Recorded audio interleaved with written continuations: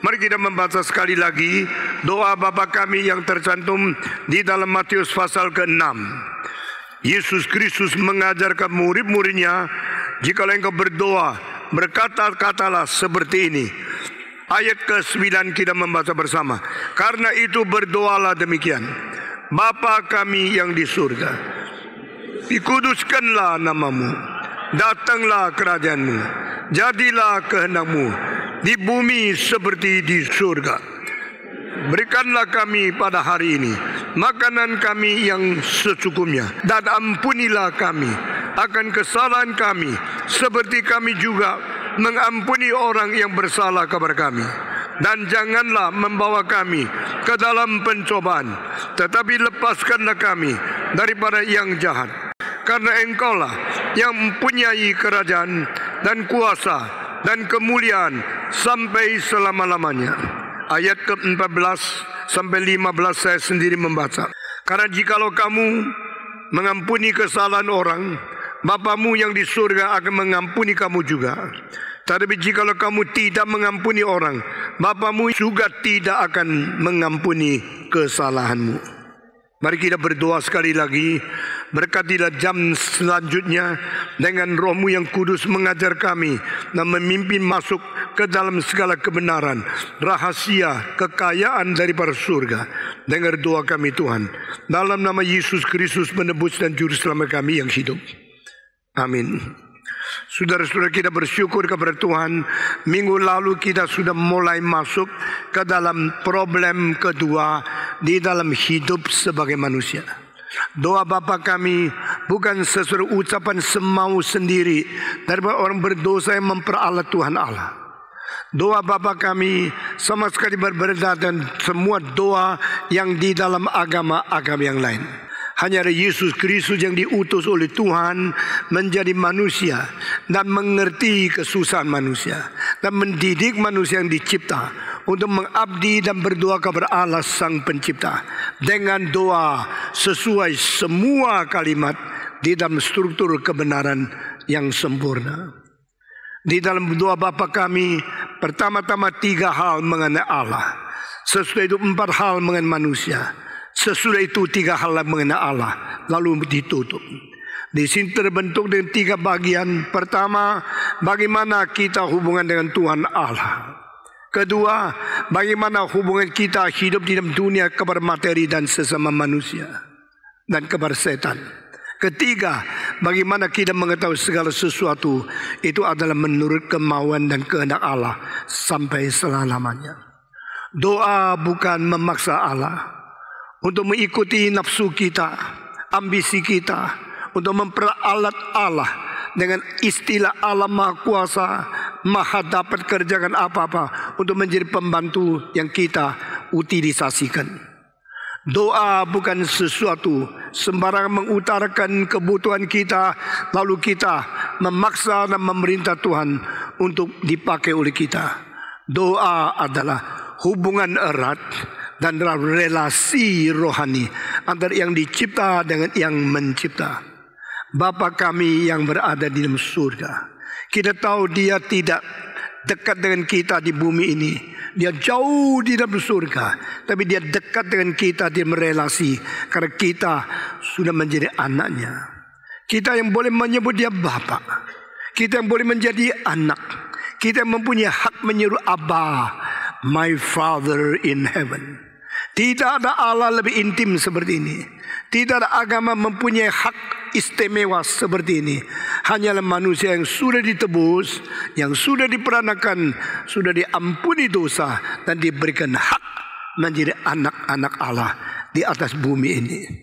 Dikuduskanlah namamu, datanglah kerajaanmu, dan jadilah kehendakmu di bumi seperti surga. 3 permintaan, bukan minta apa yang saya perlu, minta bagaimana saya sesuaikan, saya klop dengan apa yang Tuhan tetapkan di dalam rencana yang kekal. Berapa indah adanya manusia yang memasukkan diri ke dalam rencana Allah, bukan memaksa Allah untuk mengisi kebutuhan ambisi kita yang liar, tapi kita sendiri yang akan mau menyatakan bagaimana mengkuduskan nama Allah Bapa, bagaimana kita menginginkan kerajaan tiba. Bagaimana kita mengharapkan kehendaknya jadi? Orang-orang yang berdoa seperti ini adalah orang yang mengerti isi hati Tuhan. Dan dia mau mengkelopkan diri dengan isi hati Tuhan. Sehingga dia tidak menjadi seorang egois yang center pusat pada diri sendiri. Tapi dia mau hidup sesuai dengan rencana, kehendak dan kemuliaan Tuhan yang kekal itu. Sesudah ini beres, maka kedua, manusia dicipta menurut peta dan teladan Allah. Tetapi karena dosa, hidup di dalam dunia yang penuh dengan kesusahan. Ada 4 problem yang pernah kita atasi. Pertama, problem antara kita dan kebutuhan materi yang mengisi keperluan kita secara jasmani di dalam tubuh. Kedua, kesulitan yang terjadi pada waktu kita berrelasi dengan sesama manusia. Interpersonal relationship got a problem. Problema antara manusia dan manusia begitu banyak. Salah mengerti, kebencian, keirian, dan segala penggeseran antara manusia-manusia itu sering terjadi. Bagaimana? Di dalam doa, engkau harus menghadapi kesulitan kedua ini. Ketiga, menghadapi kesulitan kita diserang setan. Kita diuji coba. Dan kita dicoba supaya kita berbuat dosa. Kita minta Tuhan menolong kita. Maka di dalam hal materi, kalimat yang paling penting, berilah pada hari ini kepada kami makanan yang kami seperlunya. 3 minggu yang lalu sudah selesai kita bicara itu.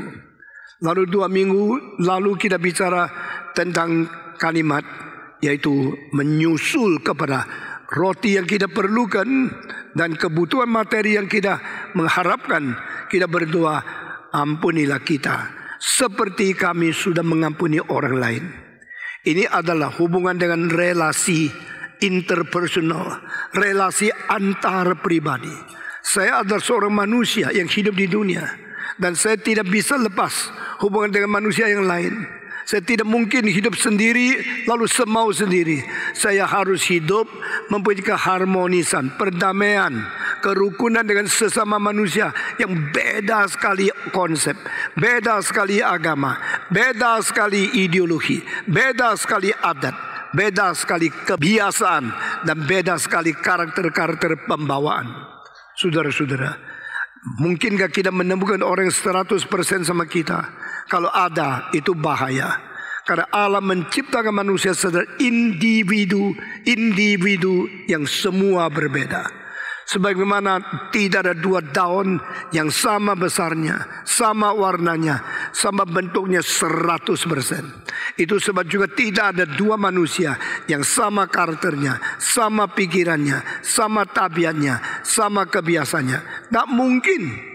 God created all the animals in routinity, in one kind of form, and every being is about the same. But God created man with individuality, with the distinctness and the uniqueness of everybody different from others. Manusia beda dengan binatang. Engkau lihat semua binatang banyak kemiripan yang menjadi hal yang umum bagi mereka. Tapi manusia, ada setiap manusia mempunyai keindividuan, mempunyai kepribadian yang berbeda dengan pribadi yang lain. Anak di dalam satu keluarga pun semua lain sifatnya. Semua mukanya seperti sama, waktu bicara lain, waktu membahas pikirannya lain, waktu mengambil keputusan semua kehendaknya lain. Karena mereka adalah individu, adalah manusia yang dicipta menurut peta teladan Allah dan diberikan kebebasan dan keunikan berbeda-beda. Itu sebab pada waktu kita hidup di dalam dunia ini, kita tidak lepas hubungan dengan materi. Kita juga tidak lepas hubungan dengan sesama manusia. Pada waktu manusia dan manusia hidup bersama, makin lama makin merasakan perbedaan. Pertama-tama kita lihat semua lucu-lucu, semua bagus-bagus. Makin gaul, makin cengkel. Makin kenal, makin bosan. Makin tahu karakternya, makin menyelidiki kesalahan-kesalahannya. Saudara-saudara, bukankah ini pengalaman engkau? Pertama ketemu satu orang, oh senang sekali, segar, enak. Sudah tinggal 10 tahun bersama-sama, modelnya, baunya, biasanya, segala kebiasaannya tidak cocok. Saudara-saudara, makin lama makin tak cocok. Tapi sulitnya manusia itu kekal. Kalau kekal terus tak cocok kekal bagaimana? Nah, kalau cuma 2 hari ya sudah selesai, pulang, lulu, saya. Tapi kalau besok engkau yang tak cocok dengan orang Kristen lain, lalu Tuhan mengatakan kamu orang 2 satu kamar, mati lu. Saudara-saudara, yang kau paling benci dijadikan satu kamar 1000 tahun. Bagaimana? Itu sebab kita mesti belajar bagaimana memperbaiki hubungan antar manusia dengan manusia, antara karakter dengan karakter, dengan lebih banyak melihat kebersamaan dan lebih banyak mengetahui kelebihan orang lain, bukan terus mencari kekurangan orang lain, meneliti kesalahan orang lain, lalu membesar-besarkan kesalahan orang lain, karena itu ada cara terbaik membunuh diri secara rohani. Saudara-saudara, interpersonal relationship is the most important factor in building a community. Waktu kita membangun satu komunitas, unsur yang paling utama, hal yang paling penting adalah memperbaiki relasi antara pribadi. Interpersonal relationship. Saya bagaimana hubungan dengan engkau dengan dia dengan saya dengan dia, engkau dengan dia. Ini semua kalau diperbaiki, baru komunitas itu menjadi baik. Kita melihat di dalam dunia ini, menurut apa yang dikatakan oleh seorang filosof yang namanya adalah Empedocles, hanya 2 unsur yang menjadikan gejala yang sangat kontra satu dengan lain. Empedocles seorang filosof 2400 tahun yang lalu di Greka. Dan dia mengatakan ada 2 hal yang membuat panca perubahan di dalam fenomena dan relasi seluruh alam semesta. Unsur pertama cinta kasih. Unsur kedua kebencian. Di mana ada cinta kasih, manusia saling mendekati, saling mempersatukan, saling mengampuni, dan saling mengerti satu dengan lain. Di mana kebencian, manusia menolak satu dengan lain, menggeser satu dengan lain, bertentangan, berperang, menghancurkan satu dengan lain. Hanya 2 kekuatan saja. Kekuatan kasih kalau lebih dan berkekuatan daripada benci, maka pembentukan dan penggenapan dan kesempurnaan itu terjadi. Tetapi kalau kebencian lebih daripada cinta kasih, kerusakan, pemberontakan, kerotohan, dan semua yang destruksi itu akan terjadi. Baik secara keluarga, secara famili, suami istri, anak ayah, atau di dalam kampung, di dalam masyarakat, di dalam society, di dalam gereja, semua sama. Di mana ada cinta kasih, manusia dan manusia itu akan bersatu dan harmonis. Di mana kebencian, manusia dan manusia akan bercerai dan saling membunuh dan saling menghancurkan.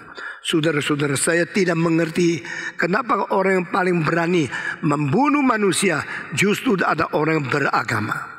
Saudara-saudara, jikalau agama-agama yang penuh dengan kebencian, di mana mereka berada, sama-sama agama pun dipenggal kepala, sama-sama agama pun ditembak, hanya karena tidak setuju doktrin yang mereka terima.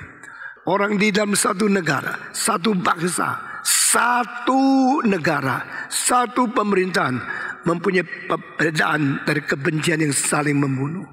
Manusia di dalam abad ke-20 belajar apa sih? Kita pendidikan makin tinggi, yang mendapatkan S3 makin banyak, membaca buku paling banyak, tapi hati kita tidak ada perubahan sama sekali. Kita makin lama makin membenci, makin mendestruksikan, makin menghancurkan orang lain hanya karena menyenangkan diri sendiri. Saudara-saudara, memang ada hal yang mutlak yang tidak boleh kompromi, tapi ada hal yang kita tidak perlu mempertahankan sampai permusuhan dengan yang lain. Yang mutlak jangan direlatifkan, yang relatif jangan dimutlakan, yang tidak boleh kompromi jangan dikompromikan, yang tidak perlu dipertahankan jangan kaku untuk mencari musuh. Ini semua ada bijaksana yang penting sekali. Saudara-saudara, biar kita yang menjadi anak-anak Tuhan, kita mempelajari hal ini. Jikalau tidak mungkin terhindar, jikalau harus terjadi, jikalau tidak bisa Awasi, tidak bisa dihindarkan, tidak bisa tidak terjadi geseran-geseran antara manusia dan manusia. Biar kita secara tenang menghadapi kesulitan itu. Dan jikalau terjadi orang bersalah kepada engkau, dan engkau juga tidak mungkin tidak pernah bersalah kepada orang lain. Waktu kesalahan terjadi, orang dan orang itu berbentur. Kalau sudah bentur, bagaimana? Kalimat yang paling penting dari ajaran Yesus di dalam doa ini, ampunilah kami seperti kami sudah mengampuni orang lain. Saudara-saudara, siapakah manusia yang tidak ada kelemahan? Siapakah manusia yang tidak ada kesalahan? Siapakah manusia yang tidak pernah sadar atau tidak sadar bersalah kepada orang lain? Saudara-saudara, saya sudah pernah berkata kepada saudara, satu kali di dalam perkabungan saya tidak sangka saya sudah berbuat salah yang besar sekali, yang saya sama sekali tidak sadar. Sampai 20 tahun kemudian orang itu berkata, tempo hari waktu Stephen Tom mengkuburkan mama saya, setelah habis khotbah semua nyanyi, engkau pergi berdiri dan menginjak kuburan papa saya. Itu sangat menyakitkan hati saya. Saya bilang, saya tidak tahu loh. Juga tidak tahu itu kuburan papamu. Juga tidak tahu kalau kuburan tidak boleh diinjak. Saya tidak tahu semua ini. Itu kuburan papa yang saya paling hormat. Kau injak di situ. Itu tanah di dalam kuburan yang mana tidak boleh injak. Tidak ada tanda kok. Ini tidak boleh injak. Ini boleh injak. Saya cuma di situ karena matahari panas. Saya di situ ada sedikit daun dari bawah pohon. Lalu saya berdiri di situ. Itu menjadi kesalahan besar kepada orang lain. Jikalau kita tidak mungkin, tidak bisa hindar. Jikalau kita tidak sadar telah terjadi bersalah sama orang lain yang kita tidak ada intensi, kita tidak ada sesuatu kesengajaan. Lalu bagaimana? Ada orang tidak mengampuni engkau untuk selama-lamanya. Ada orang lupakan itu, anggap tidak penting. Ada orang memutlakkan dan berani mengatakan pasti engkau sengaja menghina ayahnya. Jikalau terjadi keadaan begini engkau tidak tahu, lalu perhubungan antara orang satu dengan orang lain selama 20 tahun itu menjadi renggang sekali, menjadi dendam sekali. Wah, itu banyak hal yang kita tidak bisa takdirkan akan terjadi. Jikalau dia jujur, dia mengatakan aku marah sama kamu. Engkau pernah injak kuburan papa saya 20 tahun yang lalu. Waktu dia jujur ngomong, engkau masih bisa mungkin, oh saya tidak sadar, saya tidak sengaja. Maka saya juga tidak ingat, juga tidak tahu. Sekarang saya minta maaf. Nah, ini sikap paling baik. Tapi kalau dia tidak mau ngomong, dia cuma dendam di dalam. Engkau sudah tahu, engkau tidak tahu dan tidak sengaja. Akhirnya hubungan dua orang sampai mati tidak pernah beres. Saudara-saudara, kesulitan kita di dunia pertama, I and the material world. Kesulitan kita ke dunia, I and another person. Ini doa Bapa kami bukan sekedar rutinitas kita baca-baca, hafal-hafal untuk menjadi syariat agama. Ini adalah betul-betul Tuhan mengetahui kesulitan-kesulitan sebagai manusia hidup di dunia. Bagaimana menangani segala problem. Problem saya dan materi. Ada orang mencintai materi sampai akhirnya membuang Tuhan. Ada orang yang mencintai Tuhan dan dia tidak mau materi. Akhirnya terlalu lapar, terlalu sulit, terlalu kurang sehat dan akhirnya sakit. Saudara-saudara, hubungan saya dengan materi secukupnya. Berikan kepada aku yang ku perlukan hari ini. Nah, ini sikap yang puas. Sikap yang mau menyatakan kepuasan. Bukan serakah, bukan ambisi liar, bukan memaksa Tuhan. Orang begitu penuh dengan sukacita. Kalau lebih dari cukup Tuhan memberikan lebih banyak, bersyukurlah. Tapi kalau tanganmu ada kelebihan, ingat orang yang perlu.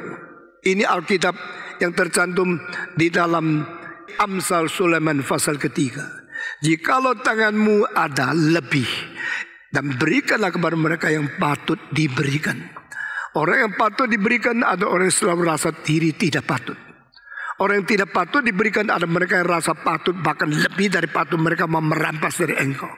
Hati-hati, what is your attitude toward the material world, toward the money, toward the property, terhadap uang, terhadap properti, terhadap kekayaan. Saya harus bersikap bagaimana saya kira ada satu waktu saya perlu mengulangi sekali lagi khotbah tentang orang Kristen dan harta benda. Karena ini di dalam hal ini sangat orang imannya diganggu dan kerohaniannya macet, tidak pernah maju karena sikap yang salah terhadap materi. Dan hari ini saya khusus ke dalam ayat selanjutnya, ampunilah kami ya Tuhan, sebagaimana kami sudah mengampuni orang lain. Kalimat ini kalau tidak dimengerti dengan sungguh-sungguh dan ditafsirkan secara salah, engkau akan berdosa besar sama Tuhan. Tuhan, ampuni saya seperti saya sudah mengampuni orang lain. Jadi Tuhan, saya sudah ampuni orang lain, engkau harus ampuni saya. Belajar dari saya. Ampunilah dosaku seperti aku sudah mengampuni dosa orang lain. Inikah caranya? Inikah tafsirannya? You should follow me. You should imitate from me. You should follow my example because I have already forgiven others. So now you forgive me. Allah, ampunilah aku sebagaimana aku sudah mengampuni orang lain. Kalau kalimat ini artinya seperti ini, berarti Allah tidak pernah mengetahui bagaimana ampuni kecuali dia belajar dari engkau yang sudah pernah mengampuni. Tapi ini sama sekali bukan arti itu. Lalu kita mau mengetahui, sama manusia pun bisa salah mengerti. Salah mengerti manusia kepada manusia tidak terlalu penting. Tapi kalau salah mengerti firman Tuhan, mempersalahkan Tuhan, salah mengerti perintah Tuhan, itu bisa fatal sekali. Apakah Alkitab ini, bagian ayat ini berarti saya sudah mengampuni orang lain, sekarang Tuhan saya paksa engkau harus mengampuni aku. Ampunilah kami seperti kami sudah mengampuni orang lain. Kalau itu kalimat ditafsir begini, berarti Allah tidak pernah bisa mengampuni orang lain. Allah tidak mengetahui bagaimana mengampuni orang. Allah perlu belajar kamu, karena kamu mengampuni orang lain lalu suruh Allah mengampuni engkau. Ini bukan kurang ajar, ini bahaya sekali. Dengan begini engkau sama sekali memputarbalikkan sifat ilahi dan kebenaran Alkitab dan pengertian terhadap kebenaran yang diwahyukan kepada engkau. Alkitab berkata kepada kita, tidak ada seorang yang bisa mempunyai inisiatif mengampuni orang lain. Jikalau seorang mengatakan aku mengampuni orang lain, di dalam hal ini mungkin dia adalah orang belum Kristen, tapi sudah mempunyai satu perasaan tanggung jawab mengampuni orang lain untuk mengambil jasa. Ini adalah sesuatu bahaya non-Christian when they do good. Orang yang tidak Kristen kalau berbuat baik selalu jatuh di dalam mau ambil jasa, mau menganggap diri lebih baik dari orang lain. Lalu self-righteousness menjadikan mereka dibuang oleh Tuhan lebih hebat lagi. Saudara-saudara, dosa yang paling besar bukan dosa-dosa yang besar. Dosa yang paling besar yaitu anggap diri tidak berdosa dan lebih baik dari orang lain. Mengapa Farisi ditolak oleh Yesus Kristus? Mengapa orang-orang Farisi dibuang oleh Tuhan? Karena mereka adalah orang menjalankan Taurat tidak sempurna, tapi lebih membanggakan daripada menghina mereka yang lebih tidak sempurna dari mereka lagi. Mereka adalah orang yang sudah menerima Taurat. Ini satu keunikan bangsa Israel. Ini satu hak istimewa Tuhan berikan kepada orang Yahudi. Mereka menerima Taurat dari Tuhan yang asli. Tetapi mereka bisa jalankan tidak, mereka tidak peduli. Mereka mulai menjadi sombong karena inilah bangsa yang ada Taurat. Kamu bangsa yang tidak Taurat adalah bangsa kafir. Kebanggaan membuat diri lebih tinggi dari semua bangsa yang lain, itu menjadi kebencian terbesar Tuhan kepada orang yang membenarkan diri seperti itu. Saudara-saudara, self-righteousness is a greatest sin in the sight of God. Allah mengetahui kita semua berdosa. Allah mengasihani dan Allah mengampuni dan Allah memberikan keselamatan orang berdosa dan Allah memberikan Taurat supaya kita belajar bagaimana berbuat baik. Belum bisa berbuat baik, sudah anggap diri lebih baik dari orang lain. Belum sempurna bisa menjalankan, sudah menghina mereka yang tidak ada Taurat. Tuhan akan tanya, siapakah kamu? Mengapa kamu begitu memperbenarkan diri? Begitu sombong membanggakan diri hanya karena engkau pernah mendapatkan Taurat yang kuberikan kepada engkau. Tahu tidak, kalau Taurat kuberikan kepada engkau, aku akan menuntut engkau menurut Taurat yang diberikan.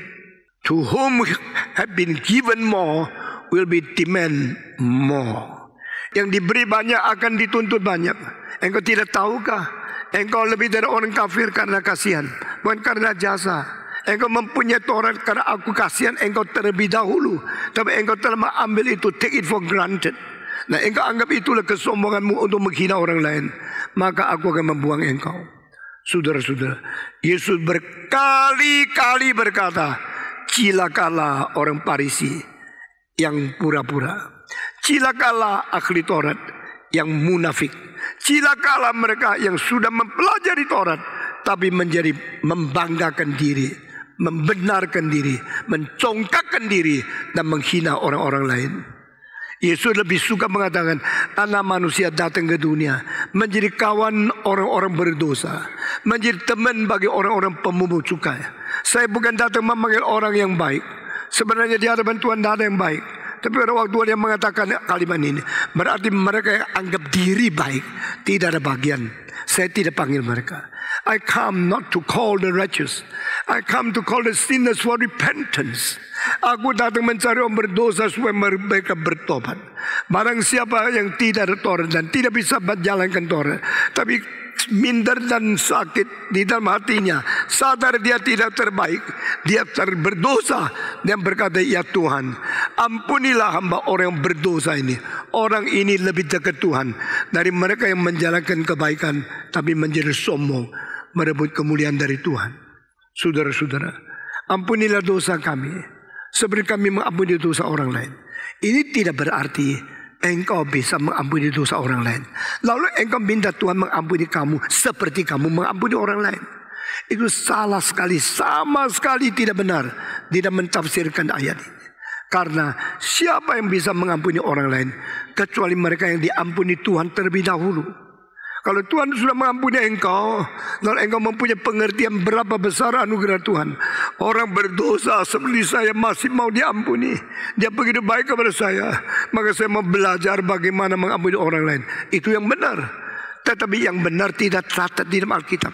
Justru Alkitab catat sebaliknya. Aku mengampuni orang lain, Tuhan ampuni aku seperti aku mengampuni orang lain. Seolah tidak bisa membalikkan kitab suci begitu gampang. Maka yang tidak mengerti seluruh prinsip total dan tafsirkan menurut harafiah, meskipun kelihatan pintar sekali, itu mencelakakan gereja. Pendeta-pendeta yang anggap diri pintar dan sudah belajar teologi lalu tafsirkan kitab suci semau sendiri, itu membahayakan gereja. Saudara-saudara, tidak ada orang bisa mengampuni orang lain. Karena doa ini ada doa yang diajarkan oleh Yesus Kristus, yang mengajar berkata ke kita, doalah kepada Bapakmu di surga. Kalau begini engkau anaknya, berarti ini ada doa anak kepada Bapa. Anak itu ada yang sudah diselamatkan.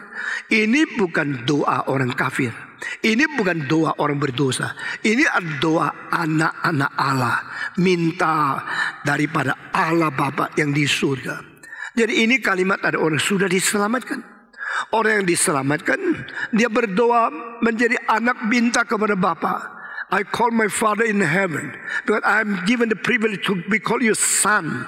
I believe in the name of Jesus Christ. For those who believe in Him, they are given the privilege to be called the sons of God. Yohanes 1:12. Barang siapa yang menerima Dia, yaitu yang percaya kepada namanya, diberi hak istimewa disebut sebagai anak-anak Allah. Sehingga doa Bapa kami bukan doa orang biasa, bukan doa orang tak Kristen, bukan doa orang kafir, bukan doa orang berdosa. Ini adalah doa anak-anak Tuhan yang sudah diampuni. Kalau yang sudah diampuni berani berdoa karena mereka sudah menjalankan firman. Itu sebab urusan adalah Tuhan mengampuni mereka terlebih dahulu. Mereka yang sudah diampuni, mereka tergerak, mereka bersyukur. Lalu mereka dipengaruhi oleh pengampun yang sudah diterima oleh mereka. Lalu mereka baru belajar bagaimana mengampuni orang lain. Sudah mengampuni orang lain, menjadi kebiasaan mengampuni. Baru mereka kembali kepada Tuhan berkata, ampunilah aku seperti aku sudah mengampuni orang lain. Jadi bukan engkau yang inisiatif mengampuni orang lain. Bukan engkau yang inisiatif minta doa Tuhan mengampuni engkau. Di sini ada banyak kaitan yang sangat mendalam, yang biasanya orang Kristen tidak mengerti, tidak menyadari, dan banyak pendeta tidak meneliti dan tidak mengkupas dengan baik. Kita seperti sudah bisa baca ini rutin, saben kali rutin. Lalu kita anggap kita sudah orang Kristen karena kita sudah bisa doa Bapa kami.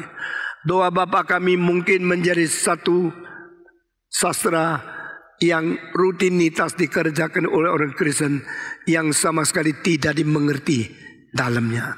Saudara-saudara, jika engkau adalah orang Kristen yang sudah diselamatkan, engkau sudah diampuni, engkau sudah diperankan pula, engkau sudah dijadikan anak-anak Allah karena engkau percaya kepada Yesus Kristus, maka engkau mulai menjalankan hidup sesuai dengan iman yang kau terima.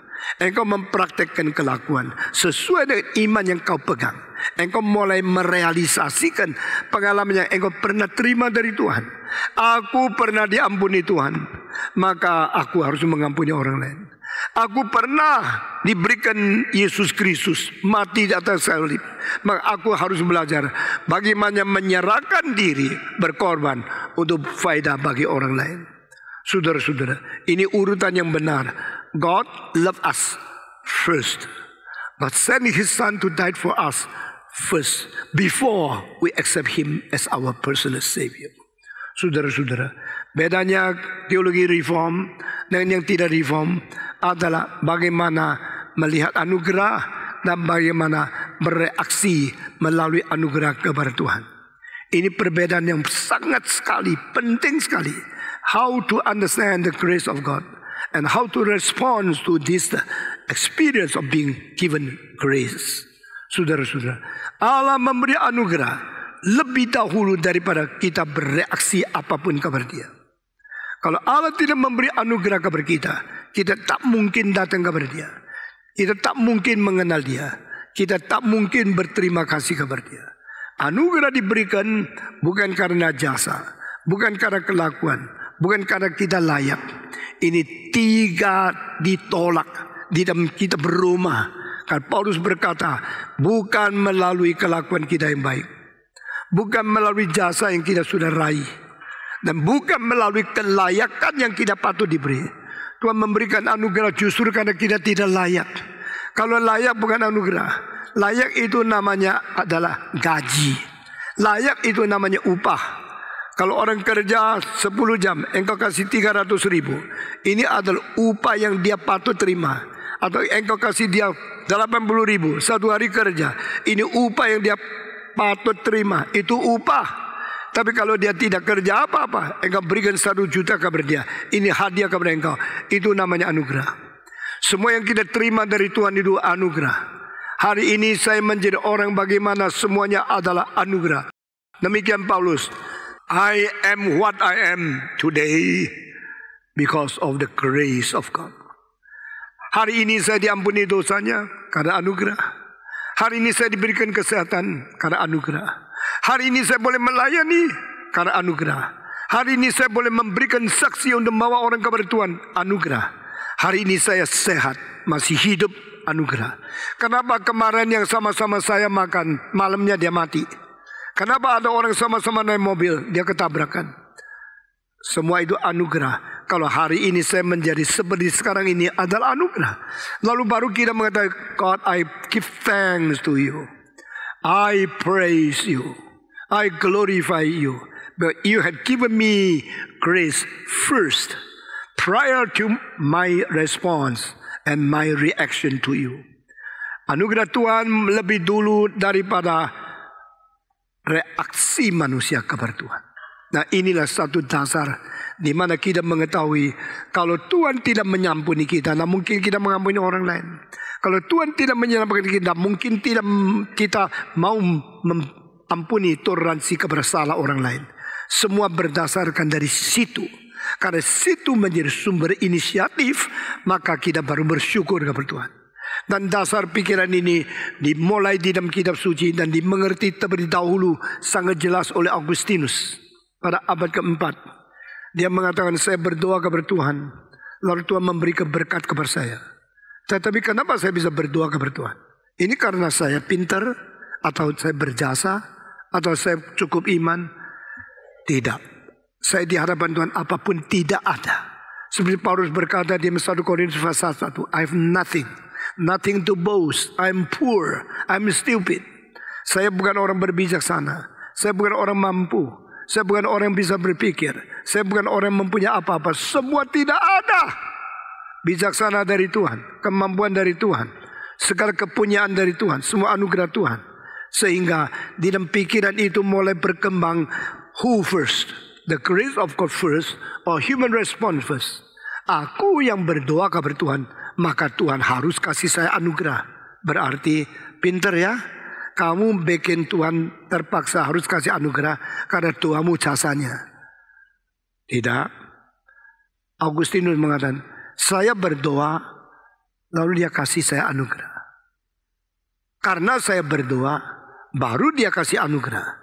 Bukankah berarti kalau saya lupa doa dia tidak kasih?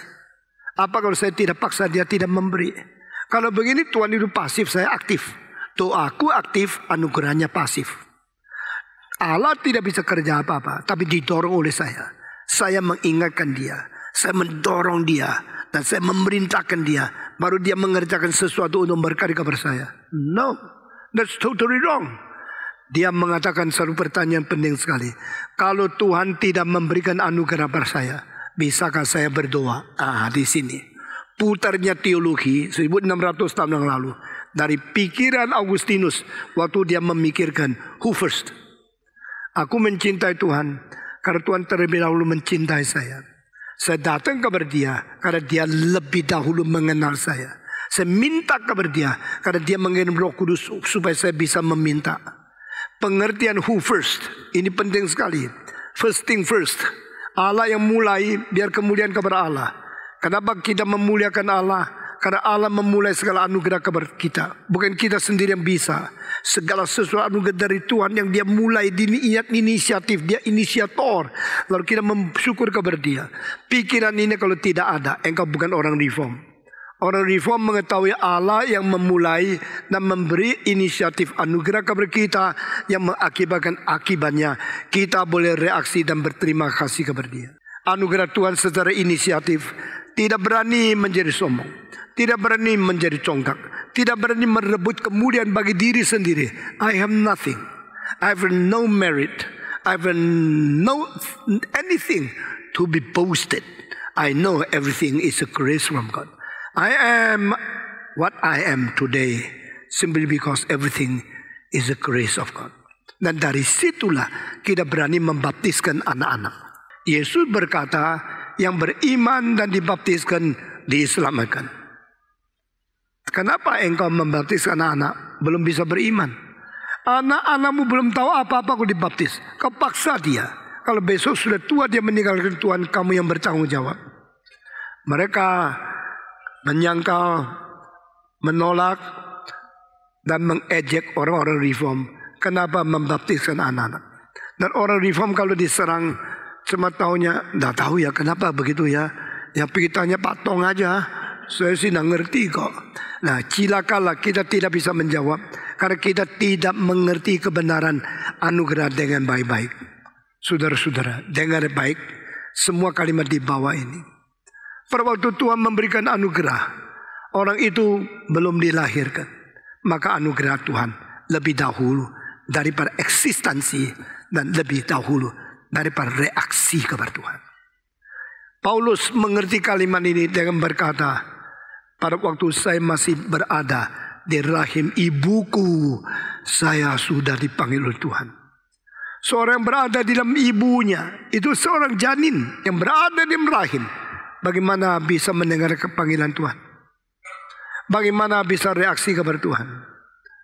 When I was still in the womb of my mother, He called me. Menurut pengertian fenomena manusia, Paulus dipanggil pada waktu dia mau masuk ke dalam kota Damaskus. Betul nggak? Di situ dia dipanggil, Saul, Saul, mengapa engkau menganiaya aku?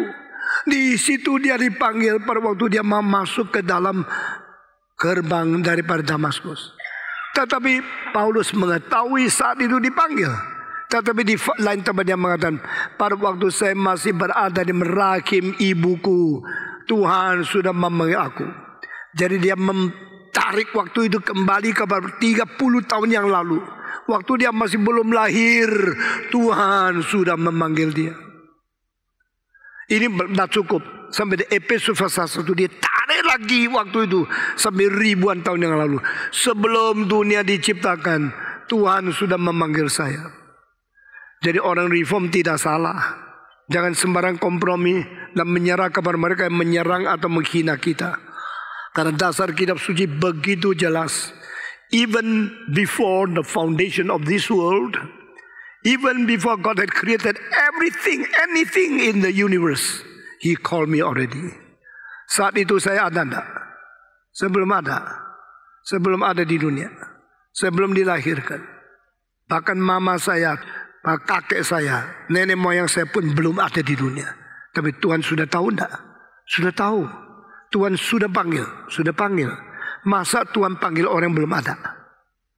Masa Tuhan memanggil orang yang belum dilahirkan? Apa artinya? Before the foundation of the world, there's the eternal planning of God. Allah yang berencana, bukan rencana secara mendadak. Allah yang berencana, ada merencanakan segala sesuatu di dalam kekekalan. Seluruh sejarah apa yang terjadi, yang baik semua ada yang direncanakan oleh Tuhan sebelum dunia diciptakan. Kalau Allah tidak mempunyai kekekalan, dia bukan Allah. Kalau Allah tidak mempunyai rencana master planning yang panjang, dia bukan Allah. Allah yang mendadak ada ini terjadi. Seperti orang kalang kabut terjadi kecelakaan baru, pikirkan bagaimana menghadapi. Itu bukan Allah, itu manusia yang bodoh. Allah yang berbijaksana adalah Allah yang kekal. Allah yang kekal adalah Allah yang berkemauan. Allah yang kekal bijaksana kemauan adalah Allah yang menetapkan rencana sebelum dunia diciptakan. Itu sebab there's nothing wrong to believe the grace of God is prior to human response. Setelah Allah memanggil engkau belum ada, tapi di dalam pikiran Allah engkau sudah ada. Engkau belum lahir, tapi di hadapan Tuhan Allah yang belum lahir pun dia kenal. Engkau dilahirkan tahun 1985. Atau dilahirkan 1860. Engkau dilahir, sejarah sudah jalan lama baru lahir.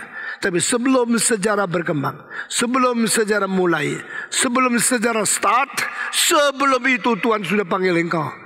Ini berarti Tuhan lebih dahulu. God first call us. God first predestined us. God first plan to save us. Anugerah Allah selalu lebih dahulu daripada keberadaan dan reaksi kita kepada Tuhan.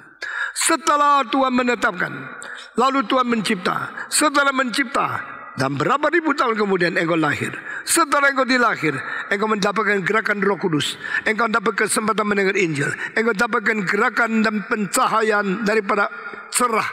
Satu pencerahan Roh Kudus yang bikin engkau sadar. Hari itu engkau sadar. Hari itu dan mendengarkan firman Tuhan adalah bukan rencanamu, tapi rencana Tuhan. Ada orang mau pergi Tamasya, akhirnya karena kapal terbang tunda, tidak jadi. Dia pergi gereja, dengar khotbah, dapat berkat. Ada orang yang tadinya mau pergi lain tempat, tidak pergi karena ada tsunami, akhirnya ikut NRIC. Saudara-saudara di Singapura ada 90 orang yang sudah mau pergi ke Phuket, mau pergi main-main di Thailand. Akhirnya karena tsunami ada kesulitan, tidak jadi. Mereka datang ke Kinasi. Akhirnya banyak yang sekarang menjadi orang yang melayani Tuhan dengan baik. The grace of God is out of your norm, out of your thinking, your logic, your epistemology, your understanding. Banyak anugerah Tuhan melampaui pikiran epistemologi kita. Anugerah Tuhan banyak melampaui rencana kita. Karena rencana itu akhirnya kita datang kepada Dia. Dan anugerah itu diberikan kepada kita. Oh Tuhan, Your will is so good.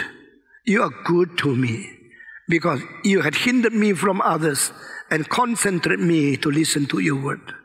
Sehingga sudah mendapat anugerah baru kita bilang, Tuhan, saya mau mencintai Engkau. You punya respons selalu sesudah anugerah Tuhan terlebih dahulu. Nah, respons itu mengakibatkan kita menyatakan kesaksian kepada sesama manusia. Tuhan memanggil engkau menjadi orang Kristen berpuluh-puluh ribu tahun sebelum dunia ini diciptakan. Tapi engkau hanya menjadi Kristen di dalam 5 tahun yang lalu. Ini 5 tahun yang lalu terjadi apa? Terjadi anugerah Tuhan itu digerakkan ke hatimu. Terjadi Roh Kudus berbicara di hatimu. Roh Kudus melunakkan kekakuanmu. Roh Kudus mencerahkan pikiranmu yang buntu. Roh Kudus memberikan sadar. Setelah engkau akhirnya yang tidak mau mengatakan, oke, sekarang saya mau percaya. Saya mau menerima Tuhan sebagai juru selamat. Pada waktu God softened your heart from a stony heart become a heart of flesh. Dari hati yang membatu menjadi hati daging yang lembut. Itu perubahan itu daripada kuasa Tuhan. Sesudah itu baru engkau sadar, oh saya orang berdosa. Lalu engkau datang kepada Tuhan. Engkau menangis, engkau minta pertobatan. Engkau minta Tuhan mengampuni. Pada waktu engkau datang merespon Tuhan, saya mau percaya engkau. Ini bukan inisiatifmu. Karena engkau pasif. Ini ada pekerjaan Tuhan. Baikkan engkau dengar khotbah, mengerti firman, tergerak. Akhirnya engkau takluk. Pada waktu saat engkau takluk, itu adalah akibat pekerjaan Tuhan, bukan akibat kebolehanmu. Itu sebab selalu ingat, grace of God prior to human response. Grace of God prior to human response. Karena grace of God prior to human response, maka kita berani membaptiskan anak-anak. Karena kita mengetahui mereka kenapa dilahirkan di dalam keluarga Kristen. Kenapa anak saya harus dilahirkan di dalam keluarga saya? Karena Tuhan ada anugerah untuk dia. Dia tidak tahu, dia tidak berjasa, dia belum lahir kok. Dia tidak mungkin berkeputusan. Dia tidak mungkin ada pikiran mau atau tidak percaya Tuhan. Sebelum dia bisa mereaksi apa-apa, Tuhan sudah mencintai dia. Itu sebab saudara-saudara, kalau anak dilahirkan dari keluarga Kristen, jangan engkau mengabaikan kewajibanmu. Karena di dalam keluarga orang lain mereka tidak ada kesempatan dengan papanya berdoa. Dilahirkan di keluarga lain mereka tidak bisa melihat mamanya membaca kitab suci. Tapi engkau sebagai orang Kristen tidak berdoa, tidak baca kitab suci, tidak menjadi teladan di dalam riwayat hidup anak-anakmu. Cilakalah engkau, saudara-saudara. Kalau anak itu dari kecil dipupuk dengan janji papa mama, engkau memberikan anak kabarku, aku akan mendidik mereka dengan firman-Mu baik-baik seumur hidup. Engkau waktu dibaptiskan, waktu engkau bawa anak kepada Tuhan, engkau sudah janji. Jangan main-main. Pada waktu engkau melakukan itu, lalu anak engkau susu satu hari diperanakan pula, lalu dia belajar bagaimana Tuhan mengampuni dia harus mengampuni orang lain. Berarti grace of God becomes an example, and my dedicated life, my submissive life become a fruit of dedication. Pada waktu engkau taat kepada Tuhan, engkau akan berhasil menghasilkan sesuatu buah sebagai bukti engkau sudah mendapat anugerah keselamatan dari Tuhan. Saudara-saudara, setelah engkau menerima anugerah, lalu engkau melaksanakan, faith produce deeds, doctrine produce good works. Our faith in God produce our good works. Iman tambah kelakuan itu apa? Iman tambah kelakuan itu apa? Mati adanya. Sekarang hidup yang beriman yang sejati mengakibatkan kelakuan yang berkelakuan yang sejati. The good life and the good living. The true life and the true living. The true regeneration give you the power to do the life of the regenerated man. Saya sudah diperanakan pula. Saya sekarang hidup sebagai orang yang sudah diperanakan pula. Saya punya kelakuan menjadi baik. Karena Tuhan mengampuni kita, maka kita mengampuni orang lain. Tapi ada semacam orang, mau diampuni? Mau. Mau mengampuni? Tidak. Karena apa? Dia seolah-olah dia paling besar. Tuhan pun harus melayani dia. Seorang yang utang kepada seorang raja, umpama 10 juta dolar. Satu hari ditangkap dan raja bilang ini mesti masukkan penjara. Dia utang saya begitu banyak, tidak pernah membayar, tidak pernah mengaku salah, enak aja. Terus melarikan diri ke sini sana. Bahkan berani bermewah-mewah, berfoya-foya. Di mana uang utangmu? Engkau ngaku tidak? Ngaku 10 juta? Iya. Ada uang tidak? Ada sedikit. Taruh di mana? Pergi melacur, minum anggur. Kurang ajar engkau. Sekarang saya akan mempenjarakan engkau. Karena engkau utang saya 10 juta tidak bisa bayar. Tapi raja itu begitu hati besar. Dan dia mengatakan, oke, ini kali saya ampuni engkau. Bebaskan dia. Coret utangnya. Tidak lagi tagih kepada dia. Biar dia bebas. Nah, aku bebas. Terima kasih Sri Baginda. Lalu dia keluar. Waktu dia keluar sampai tengah jalan, ada satu orang utang 500 rupiah sama dia. Ditangkap sama dia. Hei, kamu utang saya ya? Ingat. Ingat. Kenapa tak bayar? Belum ada uang. Omong kosong. Saya akan masukkan engkau ke penjara. Lalu dipukul setengah mati. Karena engkau utang saya 500. Engkau tidak bayar, saya pukul kamu. Saya suruh orang tangkap engkau masuk ke penjara. Waktu itu ada seorang lewat. Baru lihat tadi 10 juta. Raja ampuni. Tapi dia sekarang sama berapa ratus rupiah. Dia marah. Orang itu lapor kepada raja. Raja. Orang tadi yang kau ampuni 10 juta. Sekarang sedang pukul orang yang hutang dia 500. Dan dimasukkan ke penjara. Hah? Betul dia begitu? Panggil dia sini. Orang yang dipanggil kepada raja. Raja mengatakan, kau lupa aku mengampuni engkau. Membebaskan utang berapa banyak? Baru hari ini. Baru 1-2 jam yang tadi. Engkau lupa? Enggak Pak, saya enggak lupa. Ingat? Ingat Pak. Nah, apa yang kau lakukan sama orang lain? Raja itu tidak ampuni dia lagi. Sekarang masukkan dia ke penjara. Saudara-saudara, ini adalah human relationship yang dikatakan oleh Yesus, yang sangat menjadi cermin mengutarakan kelemahan kita. Kita semua orang sudah dapat pengampunan dari Tuhan. Kenapa tidak mengampuni orang lain? Kita mau anugerah dari Tuhan. Kenapa tidak anugerah orang lain? Itu sebab saudara-saudara, setelah doa Bapa kami sudah ajar selesai, Yesus menambah 2 kalimat yang besar di belakang ini.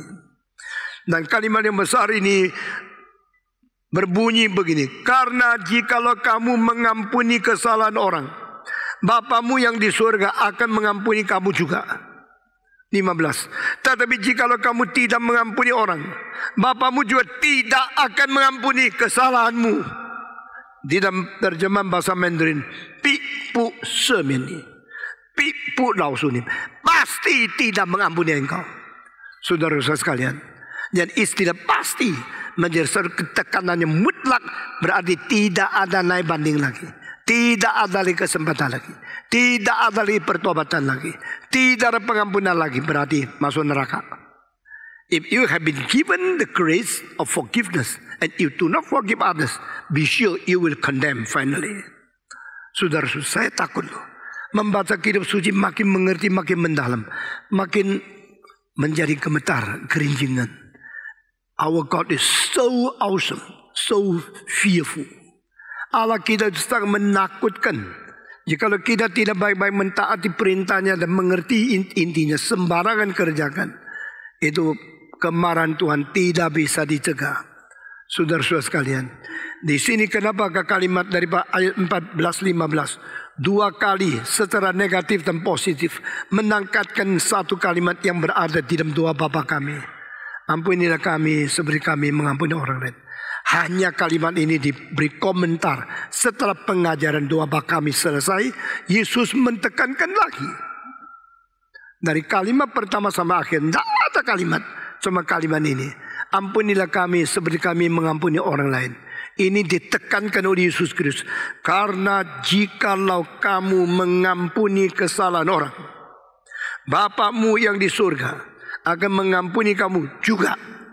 Tetapi jikalau kamu tidak mengampuni orang, Bapamu juga tidak akan mengampuni kesalahanmu.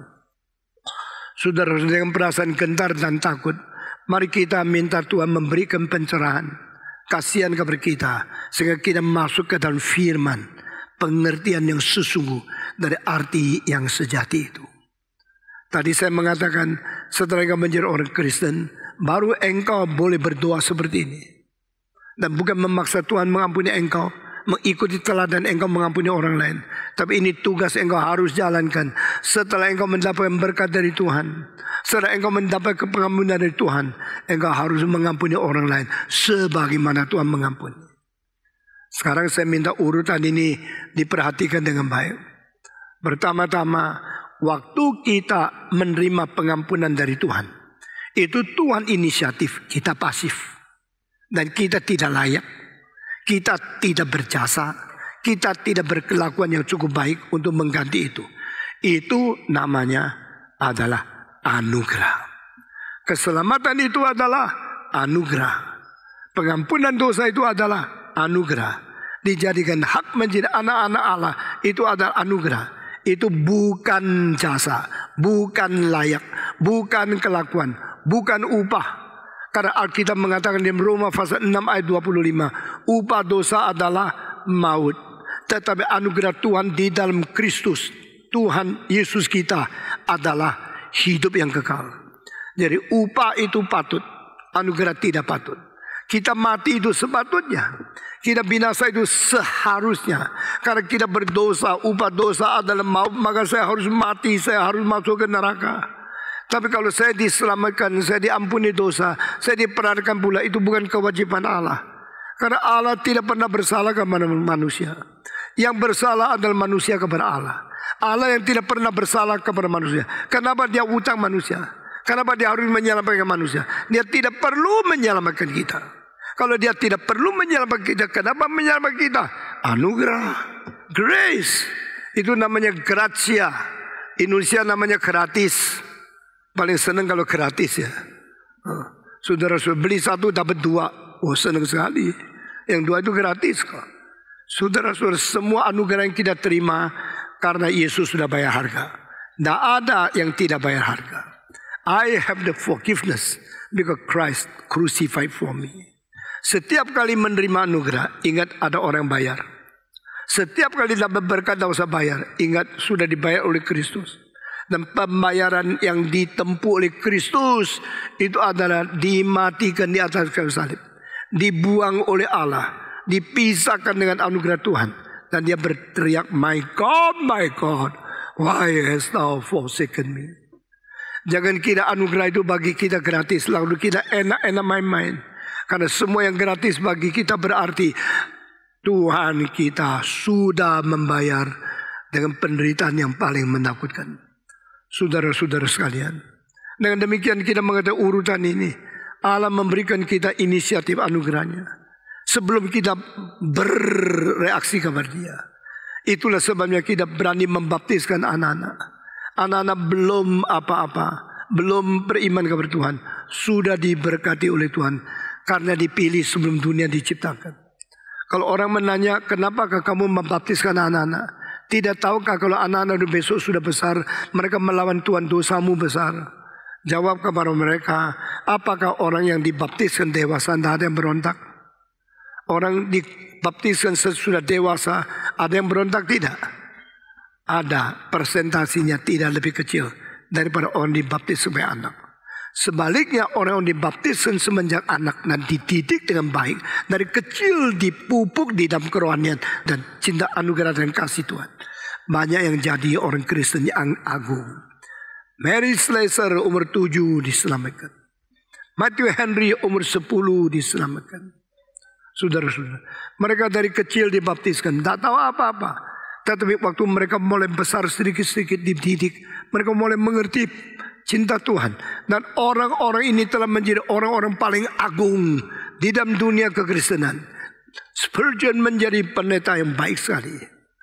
Mary Slessor menjadi misioneri perempuan yang teragung di Afrika. Saudara-saudara. Dan Henry Matthew umur 10 diselamatkan. Dia menulis kitab pentafsiran kitab suci yang paling sempurna. 6 jilid yang seluruhnya lebih daripada 6.500.000 kalimat mentafsirkan kitab suci. Menjadi majelis sini sana seksi sibuk, lain tidak peduli. Tapi ada anak-anak orang yang sangat ingin mengetahui firman Tuhan, sudah belajar, membaca buku beribu-ribu. Saya sangat kagum dengan orang-orang yang rajin menuntut pengertian firman Tuhan pada waktu mereka masih remaja, masih muda. Saudara-saudara, kita bersyukur kepada Tuhan. Orang kaya begini kita harus menghormati. Dan kita harus berdoa Tuhan pakai mereka luar biasa. Lebih baik dari generasi-generasi kita. Saudara-saudara sekalian, Alkitab berkata kepada kita, Tuhan mengampuni kita dulu, lalu kita mengampuni orang lain. Ini minta pengampunan dari Tuhan melalui pertobatan untuk diselamatkan. Seumur hidup hanya perlu satu kali. You only need once. The only once in repentance. The only once to ask God to save you and give you the regeneration grace.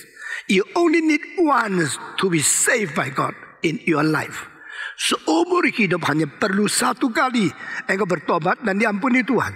Tetapi pertobatan menerima hidup baru satu kali, pertobatan untuk hidup suci saben hari. Nah, doktrin ini harus dimengerti. I ask God to save me only once in my life, but ask God to keep me in holy life every day. Setiap hari minta Tuhan menyucikan engkau. Setiap hari minta Tuhan memberikan kebersihan rohani kepada engkau. Setiap hari minta Tuhan mengampuni engkau. Nah, minta pengampunan dari Tuhan sama minta pengampunan Tuhan untuk kesucian, dua hal. Minta pengampunan untuk menjadi anak Tuhan itu satu kali. Tapi sudah menjadi anak Tuhan, minta pengampunan supaya saben hari suci itu saben hari. Nah, yang kedua inilah perlu engkau mengampuni orang lain dulu, baru boleh doa. Yang pertama kali tidak perlu mengampuni orang lain, karena engkau tidak mungkin mengampuni orang, karena engkau juga belum menerima pengampunan dari Tuhan. Tetapi yang kedua, Tuhan saya mau hidup suci, ampuni dosaku, ampuni dosaku, ampuni dosa. Ini saben hari doa ini. Perlu engkau sudah mengampuni orang, baru Tuhan mau dengar doamu. Orang yang penuh dengan kebencian, tidak pernah mengampuni orang lain, tidak mungkin mendapat berkat dari Tuhan. Saudara-saudara, saya seumur hidup mengalami banyak persoalan, banyak problema, khususnya antara interpersonal relationship. Yang pernah aku ajar sekarang melawan saya. Yang pernah kerjasama sekarang memaki-maki saya. Saya bagaimana? Diamin aja. Kenapa? Bukan urusan saya untuk menghakimi orang. That is not my business to give the final judgment to everybody. Kalau orang salah mengerti, biar. Dia mau memfitnah, biar. Karena dia kira yang difitnah itu benar. Dia kira yang dia kerjakan itu tidak salah. Padahal tidak salah. Salah dia tidak sadar. Lalu bagaimana? Maki-maki secara umum, tulis surat kepada orang lain, merusak nama kita. Bagaimana? Ya biarin dong. Nah, seorang pendeta kira-kira 10 tahun yang lalu tulis 6 makalah maki-maki saya, taruh di satu surat kabar di Indonesia. Nah, saya tidak tahu karena saya tidak pesan surat kabar itu. Dan tidak baca lebih bahagia kan? Dan kalau baca marah-marah kan dosa. Ya, dia maki-maki, saya tidak tahu. Saya sama dari sukacita melayani Tuhan. Sampai ke-7 kali dia tulis. Lalu ada seorang yang baca, telepon sama saya. Yang benci saya ada orang, tapi yang mencintai saya lebih banyak loh orangnya.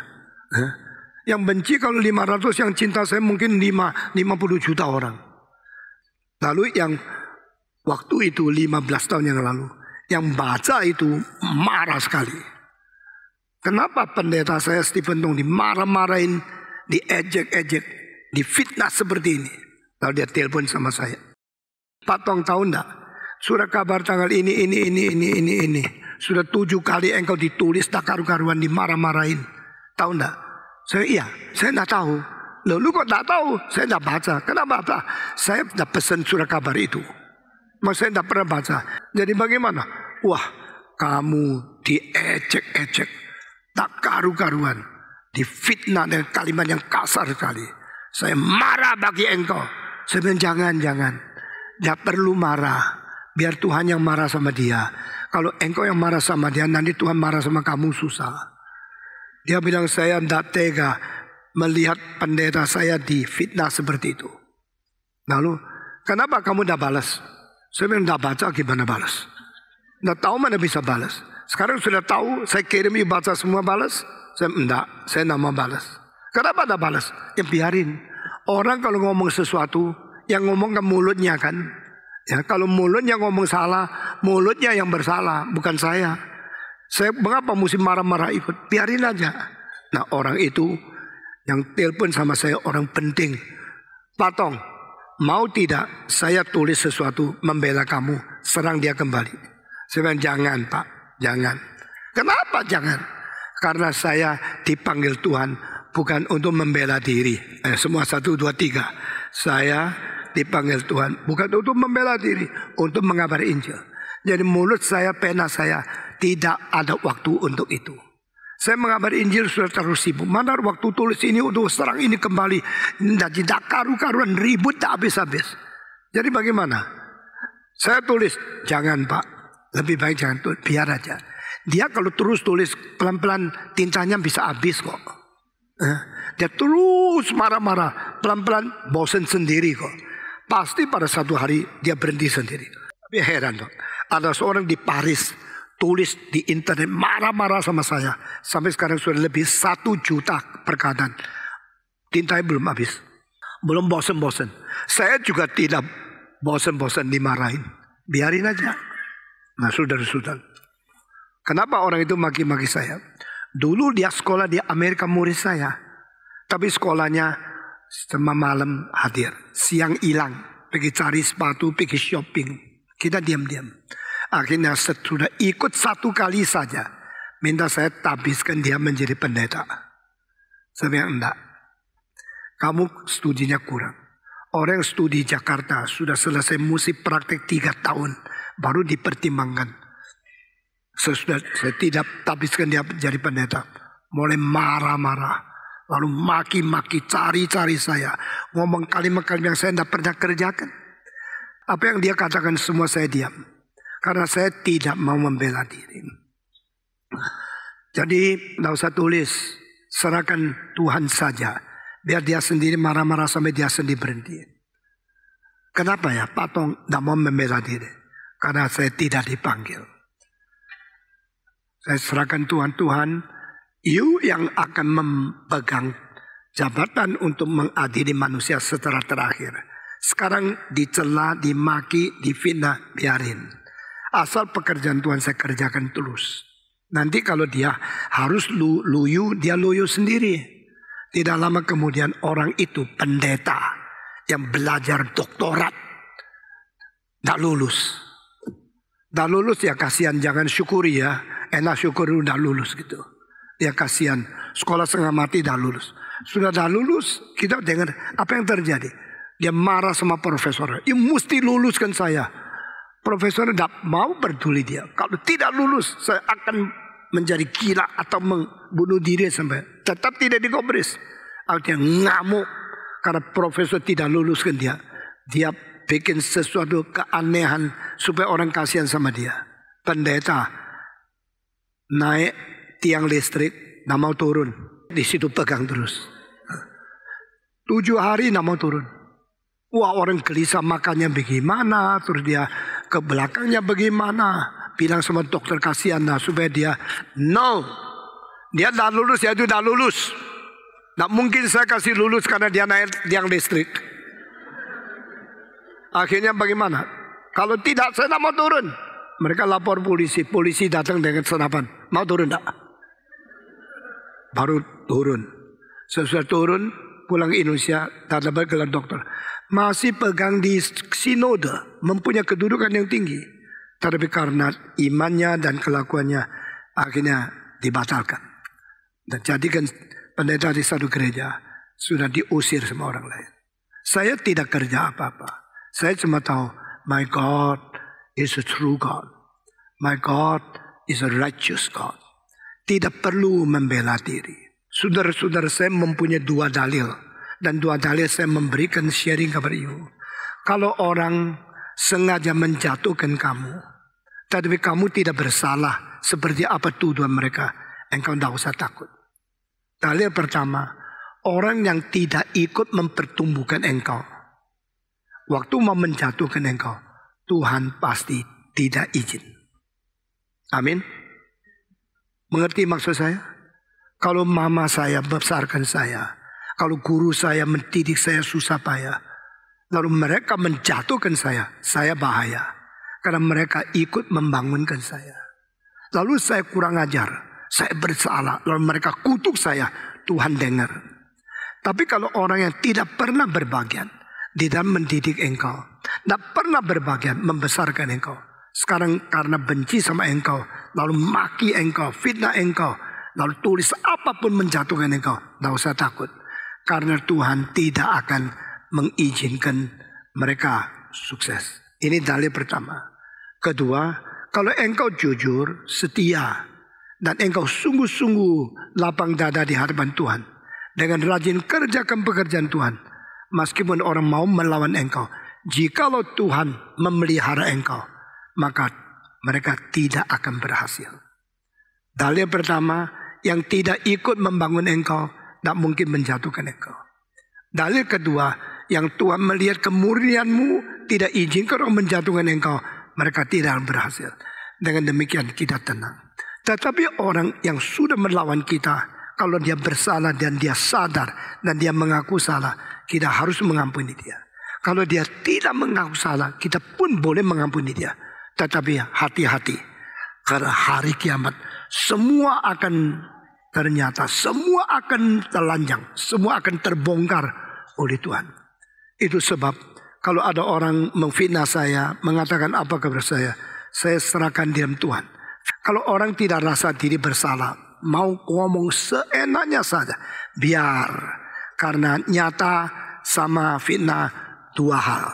Yang fitnah tidak bisa merobohkan, yang nyata tidak bisa dirubah. Karena Tuhan mengetahui apa itu. Saudara-saudara, kita bersyukur kepada Tuhan. Tuhan adalah yang adil dan akan menangani semua pada hari terakhir. Dan kalau pada hari terakhir baru dia sadar, dia telah salah, dia tidak keburu bertobat, bagaimana Tuhan menghadapi dia, saya tidak tahu. Mungkin Tuhan kasih dia kasihan, sehingga 1 detik sebelum dia menghadapi pengadilan, Tuhan kasih dia bertobatan, sehingga semua diampuni. Harap itu terjadi. Tapi sebagai kita sendiri, kita harus setia kepada Tuhan. Kita harus sungguh-sungguh lapang dada dan selalu bersedia mengampuni orang lain. Ampunilah kami sebagaimana kami mengampuni orang lain. Semua 1, 2, 3. Ampunilah segala kesalahan kami sebagaimana kami sudah mengampuni kesalahan orang lain. Bukan engkau dulu lalu Tuhan ikut engkau. Tuhan mengampuni dulu, engkau belajar. Sesudah belajar itu, sudah laksanakan, baru berhak doa minta Tuhan mengampuni engkau lagi. Kenapa lagi? Karena kesucian itu saban hari, keselamatan itu 1 kali, once forever, itu keselamatan. Tapi to be sanctified, to be fresh, every day renewed, itu perlu pertobatan saban hari. Jikalau manusia semua bertobat 1 kali, kenapa masih Tuhan menyuruh gerejanya bertobat? Engkau bilang, kapan Tuhan masih menyuruh gerejanya bertobat? Saudara perhatikan, di dalam Wahyu pasal 2, pasal 3, 7 surat kepada 7 gereja. Di dalamnya 4 kali, bertobatlah kamu, bertobatlah kamu, bertobatlah kamu, bertobat kamu. Mereka sudah diselamatkan? Sudah. Mereka sudah gereja? Sudah. Mereka status sudah suci? Sudah. Statusnya sudah suci. Tapi kondisi sehari-hari harus suci. Itu sebab to be sanctified continuously every day, every moment, you need continuously repent before God. And you need ask God to forgive your sins continuously. Senantiasa minta Tuhan mengampuni dosamu setiap saat. Itu perlu minta Tuhan. Tetapi minta Tuhan ampuni dosamu supaya diselamatkan itu hanya 1 kali. Tidak perlu ulang. To be saved, to be regenerated, to be forgiven in your status only once in the world, in your life. Itu sebab saudara-saudara, di dalam doa Bapa kami, kalimat ini bukan doa minta pengampunan dosa supaya diselamatkan. Karena ini sudah diselamatkan. Baru berani memanggil dia Bapa di surga. Tapi ini ada doa dari orang Kristen yang sudah diselamatkan. Lalu orang Kristen minta pengampunan apa? Pengampunan kesalahan yang kita perbuat sehari-hari. Jadi sebelum engkau berani doa ini, engkau harus terlebih dahulu berani mengampuni orang lain. Baru engkau berhak minta Tuhan mengampuni engkau. Seperti kalimat ini. Ampunilah segala kesalahan kami, sebagaimana kami sudah mengampuni kesalahan orang lain. Saudara-saudara, Kiranya pengertian doa Bapa kami kita memperdalam, kita dengan akurat, dengan sungguh-sungguh mengetahui secara tepat. Jangan sampai menyeleweng, jangan sampai kita menyesat. Sehingga pengertian doa Bapa kami yang mengerti dengan sesungguh-sungguhnya menunjang kita hidup relasi baik dengan Tuhan Allah dan relasi baik dengan orang lain. Ini adalah kesulitan masalah hidup di dunia manusia kedua. Minggu depan kita masuk ke dalam masalah ketiga. Sekali lagi, masalah pertama, me and the material need. Saya dan kebutuhan materi. Kalimatnya, berilah hari ini kepada kami makanan secukupnya. Kesulitan problem kedua, me and interpersonal relationship. Aku dan hubungan pribadi di dalam hidup dunia ini sama orang lain. Kalau aku bersalah sama orang lain, kalau orang lain bersalah kepada aku, ini hal yang paling sulit. Seorang bos ditanya, engkau punya perusahaan begitu besar, apa kesulitan? Kesulitan putar uang, atau kesulitan pinjam uang, atau kesulitan investasi, atau kesulitan memperkirakan spekulasi akan krisis-krisis, spekulasi atau semua yang lain, kesulitan daripada manajemen, kesulitan apa? Dia menjawab, semua dah sulit, yang sulit itu orang. Kerja apapun yang paling sulit itu orang. Orangnya yang sulit, bukan perkara yang sulit. Saudara sadar enggak? Saudara setuju tidak? Yang sulit itu orang. Orang itu kalau sudah sentimen, engkau jelaskan, makin jelasnya dia makin tidak jelas. Kalau dia sudah percaya, tidak usah engkau bicara, dia sudah percaya. Kalau tidak percaya, ngomong sampai 10 kalimat dia bilang semua salah. Jadi orang itu paling sulit. Tetapi jangan sengaja bersalah kepada orang lain. Kalau tidak sengaja bersalah kepada orang lain, kiranya Tuhan mengampuni kita. Tapi ingat kalimat ini. Hubungan antara manusia itu sangat sulit di dalam memperbaiki. Sangat gampang di dalam memperusak. Itulah sebab jangan sembarangan bersalah sama orang lain. Hati-hati dengan kalimat. Saudara sudah pernah dengar saya bicara tentang Jenderal Quan Kong? Tahu Quan Kong? Quan Kong punya satu adik. Janjian namanya apa? Zhang Fei.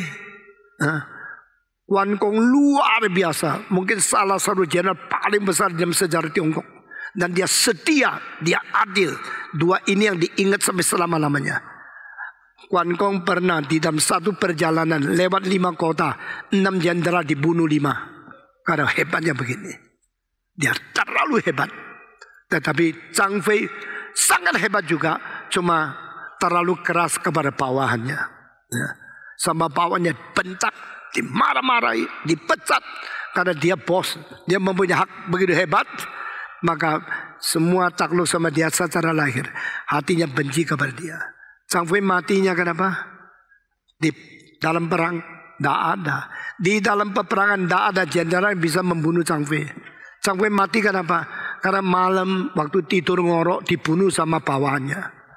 Prajurit biasa masuk ke dalam tendanya, lihat dia mau bunuh. Matanya gede, ketakutan keluar. Dia bangun loh, matanya gede. Nggak usah takut. Dengar, matanya meskipun gede, memang dia kalau tidur buka mata loh. Dia tidur buka mata. Dengar ada ngorok tidak, dia masuk lagi. Tapi matanya buka. Sesudah itu langsung ditusuk jantungnya, mati. Berapa kali tusuk, Zhang Fei mati. Jenderal yang besar sekali bisa mati di bawah prajurit yang sederhana sekali. Karena apa? Tidur. Saudara-saudara. Kenapa tidur? Karena tidak berani waktu dia bangun. Kenapa tidak berani dia bangun? Karena waktu dia bangun terlalu hebat. Waktu dia tidur tidak sadar. Lalu kenapa orang begitu hebat mesti bunuh? Karena dia human relationship tidak baik. Kepada bawahnya terlalu kasar. Terlalu membentak. Tuhan beri kekuatan bijaksana kepada kita. Untuk di dalam human relationship, di dalam kebutuhan materi, dan minggu depan, di dalam pencobaan iblis. Minggu depan lagi, di dalam kesulitan bahaya, di dalam kejahatan. Kita 4 ini minta Tuhan pimpin kita. Berilah kami pada hari ini makanan yang secukupnya. Ampunilah kesalahan kami, seperti kami sudah mengampuni kesalahan orang lain. Jangan memimpin kami masuk ke dalam pencobaan. Lepaskanlah kami dari segala kejahatan. 4 ini kalau sudah beres, kita hidup di dunia, kita bersyukur kepada Tuhan. Mari kita berdoa. Bapa di dalam surga, kami berterima kasih untuk semua pengajaran yang kami terima melalui firman dan tafsiran kitab suci. Kami berterima kasih karena Roh-Mu yang kudus senantiasa memberikan pencerahan, memberikan kekuatan, pengertian, kesadaran kepada kami, untuk kami mengerti firman Tuhan. Dan kami berdoa kiranya Tuhan dengarlah doa kami, doa yang kami belajar melalui pendidikan dari Yesus Kristus, daripada anak-Mu putra yang tunggal, kebenaran yang sendiri jelma menjadi daging. Dengar doa kami Tuhan. Dalam nama Tuhan Yesus kami berdoa. Mari kita ulangi lagi. Bapa kami yang di surga, dikuduskanlah nama-Mu. Datanglah kerajaan-Mu. Jadilah kehendak-Mu di bumi seperti di surga. Berikanlah kami pada hari ini makanan kami yang secukupnya, dan ampunilah kami akan kesalahan kami, seperti kami juga mengampuni orang yang bersalah kepada kami. Dan janganlah membawa kami ke dalam pencobaan, tetapi lepaskanlah kami daripada yang jahat. Karena Engkaulah yang mempunyai kerajaan dan kuasa dan kemuliaan sampai selama-lamanya. Amin.